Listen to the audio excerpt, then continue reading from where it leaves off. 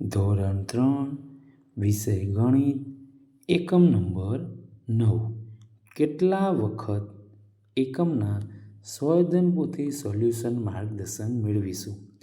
અહીંયા તમને અમારી અંગત ચેનલ છે જેની અંદર અંગત વિચારો રજૂ થઈ શકે છે, જેથી તમને ફક્ત માર્ગદર્શન માટે વિડીયોનો ઉપયોગ કરવો અને ત્યાર પછી પણ તમે તમારી જ રીતે તમારી સ્વબુદ્ધિથી અને પોતાની સમજણથી પોતાની સ્વધન પોતેનું લેખન કરવું.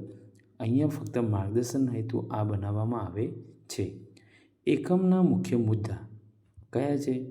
વિદ્યાર્થીઓ ઘડિયાળની મદદથી ગુણાકાર કરી શકે, ગુણાકાર એ પુનરાવર્તિત સરવાળો છે તે સમજ મેળવે, વિદ્યાર્થીઓ ગુણાકાર આધારિત વ્યવહારિક કોયડા ઘડિયાળની મદદથી ઉકેલે અને વિદ્યાર્થીઓ ડઝનનો ખ્યાલ મેળવી.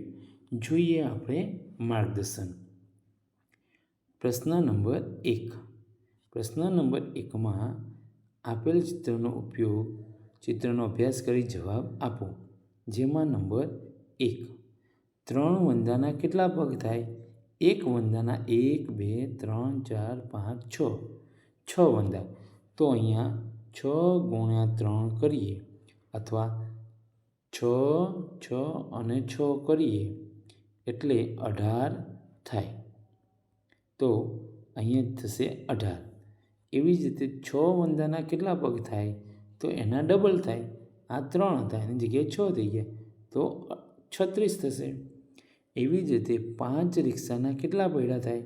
હવે 1 રિક્ષાના 3 પૈડા ગુણ્યા 5 તો 5 તરી 15. 7 રિક્ષાના કેટલા પૈડા? તો એ રીતે 7 તરી 21. આગળ જોઈએ પ્રશ્ન નંબર 2. પ્રશ્ન નંબર 2ની અંદર કીધું છે કે નીચે આપેલા પ્રશ્નોના જવાબ માટે સાચો વિકલ્પ પસંદ કરી જવાબ લખો. હવે અહીંયા 1 હરોળ અને 2 હરોળ. 1 હરોળમાં 6 તો 2 હરોળમાં 6 તો જવાબ થાય 6 દુ 12. ત્યાર પછી નંબર 2. નંબર 2ની અંદર 1 હરોળની અંદર 7 છે એવી કેટલી હરોળ છે? 3 તો જવાબ થાય 7 તરી 21. આગળ જોઈએ નંબર 3. નંબર 3ની અંદર અહીંયા 2 હરોળ છે. 2 હરોળ છે એમાં 1 હરોળમાં કેટલા છે? 8 તો 8 દુ 16. 2 હરોળની અંદર 16 થશે. નંબર 4. નંબર 4માં અહીંયા 4 હરોળ આપેલી છે. 1, 2, 3, 4. 4 અને એકમાં કેટલા છે? 8 તો 8 ચોક 32 બરાબર. ત્યાર પછી નંબર 5. એમાં 3 હરોળ છે. 1, 2 અને 3 તો 3 હરોળ. એકમાં કેટલા છે? 4. 4 તરી 12. આગળ પ્રશ્ન નંબર 3. પ્રશ્ન નંબર 3ની અંદર સૂચના છે નીચેની ખાલી જગ્યા પૂરો. 6 વખત 7 બરાબર કેટલા? તો 42. ગુણાકાર કરવાનો 6 સત્તા 42. 4 કાબરના ખાલી જગ્યા પગ થાય તો 8. 4 દુ 8. 1 ડઝન કેળા 12 કેળા થાય. નંબર 4. 9 અઠ્ઠા 72. 5 નંબર 5 વખત 6 બરાબર 6 પંચા 30. નંબર 6. 7ના ઘડિયામાં આવતી સંખ્યા તો 49. નંબર 8. 6 અઠ્ઠા 48. 8 નંબર 3 રૂપિયાની 6 પેન્સિલ તો 6 તરી 18. જોઈએ 9 નંબર તો 9 નંબરની અંદર 63 છે તો 9 સત્તા 63. ત્યાર પછી નંબર 10. 1 કેળાની કિંમત 5 રૂપિયા હોય તો 9 કેળાની 9 પંચા 45. પ્રશ્ન નંબર 4. પ્રશ્ન નંબર 4ની અંદર સૂચના છે કે માગ્યા મુજબ કરો. હવે અહીંયા પહેલી જ આપણે જોઈએ તો નંબર 1માં નીચે આપેલી સંખ્યાઓમાં 3ના ઘડિયામાં આવતી સંખ્યા ફરતે ગોળ કરો. એટલે કે જે સંખ્યા 3ના ઘડિયામાં આવતી હોય એની ફરતે ગોળ કરવાનું છે.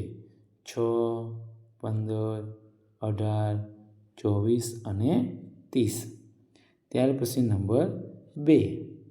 નીચે આપેલી સંખ્યાઓના 5ના ઘડિયામાં આવતી સંખ્યા ફરતે ગોળ કરો. 5, 10, 20, 30, 40 અને 50. નંબર 3. નીચે આપેલી સંખ્યાઓમાં 7ના ઘડિયામાં આવતી સંખ્યા ફરતે ગોળ કરો. 14, 21, 35, 56, 63. નંબર 4. નીચે આપેલી સંખ્યાઓમાં 8ના ઘડિયામાં આવતી સંખ્યા ફરતે ગોળ કરો. 16, 24, 48 અને 72. નંબર 5. નંબર 5માં નીચે આપેલી સંખ્યાઓમાં 10ના ઘડિયામાં આવતી સંખ્યા ફરતે ગોળ કરો. 20, 30, 50 અને 90. પ્રશ્ન નંબર 5. સરવાળા ઉપયોગ કરીને ખાલી જગ્યા પૂરો. ઉદાહરણ આપ્યું છે કે 3 × 5 એટલે 3 વખત 5, 1, 2 અને 3. તો એવી જ રીતે અહીંયા આપણે જોઈએ નંબર 1. 2 × 6 એટલે 2 વખત 6, તો 1 અને 2 વખત 6 થઈ ગયા. એવી જ રીતે જોઈએ અન્ય એક ઉદાહરણ, તો 3 નંબરમાં 8 × 5 એટલે 8 વખત 5, એટલે બધે 5, 5 થઈ ગયા 8 વખત. એવી જ રીતે નંબર 1 બીજું ઉદાહરણ જોઈએ. 6, 5 × 5 એટલે 5 વખત 5, તો થઈ ગયા 5 વખત 5. એવી જ રીતે આગળ જોઈએ તો નંબર 10. તો નંબર 10ની અંદર 2 × 5 એટલે 2 વખત 5, તો 5 + 5 થઈ ગયા. આગળ જોઈએ પ્રશ્ન નંબર 6. પ્રશ્ન નંબર 6ની અંદર કીધું છે કે નીચેની પેટર્ન પૂર્ણ કરો. તો અહીંયા કઈ પેટર્ન કામ કરે છે જોજો, ધ્યાન આપજો ખાસ. 9, 12, 15, તો 3, 3નો વધારો થાય છે. કેટલાનો વધારો થાય છે? 3નો વધારો થાય છે. તો હવે 15 પછી કેટલા આવશે? 18, 21, 24 ને 27. આગળ નંબર 2. 20, 24, 28, 32, 36, 40 ને 44, એટલે કે 4નો વધારો થાય છે. એવી જ રીતે નંબર 3 જોઈએ. 25, 30, 35, 40, 45, 50, 5નો વધારો થાય છે. આગળ નંબર 4. 20, 40, 60, અહીંયા 20નો વધારો. કેટલાનો વધારો છે? 20નો વધારો. 80, 100, 120 અને 140. ત્યાર પછી નંબર 5. 50, 100, 150, 200, તો અહીંયા 50, 50નો વધારો કરવાનો છે. પ્રશ્ન નંબર 7. પ્રશ્ન નંબર 7ની અંદર કીધું છે કે ઉદાહરણ મુજબ ખાલી જગ્યા પૂરો. અહીંયા આપે છે 36. અહીંયા આપ્યું એના અવયવ 1 × 36. તો બીજા કયા બને? તો કે 2 × 18, 3 × 12, 4 × 9 અને 6 × 6. એવી જ રીતે હવે આગળ જોઈએ નંબર 2. નંબર 2માં 48 છે. તો 48નો 1 × 48, 24, 2, 48, 16, 3, 48, 6, 8, 6, 48, 12, 4, 48 અને 6, 8, 48. આગળ જોઈએ નંબર 3. નંબર 3ની અંદર કીધું છે 30. 1 × 30, 15, 2, 30, 10, 30, 6, 35, 5, 6, 30 અને 3 દાન 30. 10 દાન 30. પ્રશ્ન નંબર 8. પ્રશ્ન નંબર 8ની અંદર સૂચના છે નીચે આપેલી વસ્તુઓની સામે તેની સંખ્યા ડઝન અને બાકી રહેતા નંગને આધારે ખાલી જગ્યા પૂરો. હવે જોઈએ આપણે ઉદાહરણ ખાસ જોઈ લેવાનું, જેથી તમને વધારે સારો ખ્યાલ આવશે. અહીંયા ઉદાહરણ આપ્યું છે, એમાં કેરી આપી છે. કેટલી સંખ્યા છે? 25. તો ડઝન કેટલા થાય? 2. કેમ? તો કે 12 1 ડઝન થાય. તો 2 ડઝનના કેટલા થયા? 24. તો 25માંથી 24 તો જતા રહ્યા 2 ડઝનમાં. તો વધ્યા કેટલા? 1 નંગ બાકી વધે. સમજાઈ ગયું? જોઈએ આગળ નંબર 1. કેળા સંખ્યા 39. તો કેટલા ડઝન થાય? તો કે 12 ગુણ્યા 3 બરાબર 36. તો અહીંયા 3 થઈ ગયા. તો કેટલા? 36માંથી 3 39માંથી 36 ગયા તો કેટલા વધશે? 3. એવી જ રીતે બધાની ગણતરી આપણે કરવાની છે. અહીંયા કીધું ચીકુ, તો ચીકુ 53 છે. તો 12 ચોક 48, 48 ને 5 53. મોસંબી તો 55. તો 12 ચોક 48, 48 ને 7 55. પ્રશ્ન નંબર 9. પ્રશ્ન નંબર 9ની અંદર કીધું છે નીચેના દાખલા ગણો. 25 ગુણ્યા 3. તો 25ના 2 ભાગ કર્યા છે, 20 અને 5. હવે એના ગુણ્યા કેટલા કરવાના છે? 3. તો 20 ગુણ્યા 3 બરાબર 60 અને 5 ગુણ્યા 3 બરાબર 15. હવે 60 અને 15નો સરવાળો કરે તો જવાબ મળી જશે 75. આગળ જોઈએ નંબર 2. નંબર 2ની અંદર અહીંયા હમણાં કીધું એવી રીતે 50 ને 6 56 અલગ કરી દીધા. 50 ગુણ્યા 6 એટલે 300. 6 ગુણ્યા 6 બરાબર 36. 36 વત્તા 300 બરાબર 336. એવી જ રીતે નંબર 3માં કર્યું છે 68 છે. તો 68ને શું કર્યું? 60 અને 8નો 2 વિભાજન અને 60નો 5 વડે ગુણાકાર અને 8નો 5 વડે ગુણાકાર.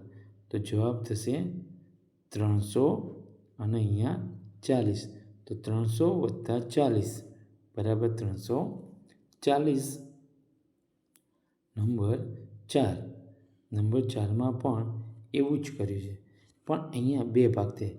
જેમ 23ના 20 અને 3 થયા એવી જ રીતે 25ના 20 અને 5 થયા. એટલે કે 20ને 20 સાથે ગુણાકાર અને 20નો 5 સાથે ગુણાકાર. એટલે કે આનો આની સાથે અને આનો આની સાથે.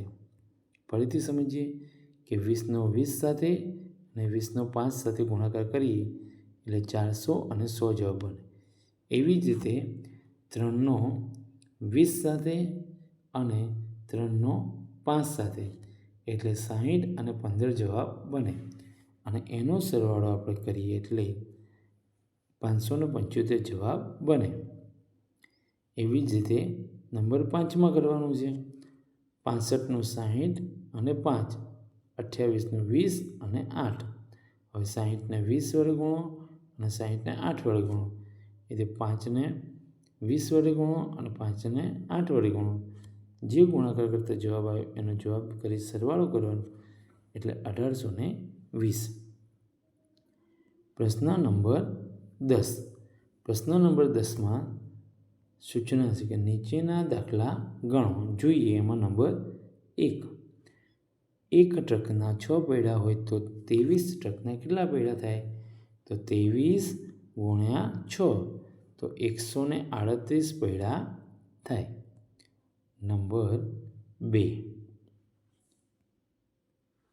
દક્ષ 9 પેટી ચોકના બોક્સ ખરીદે છે તો એક બોક્સની કિંમત 28 રૂપિયા.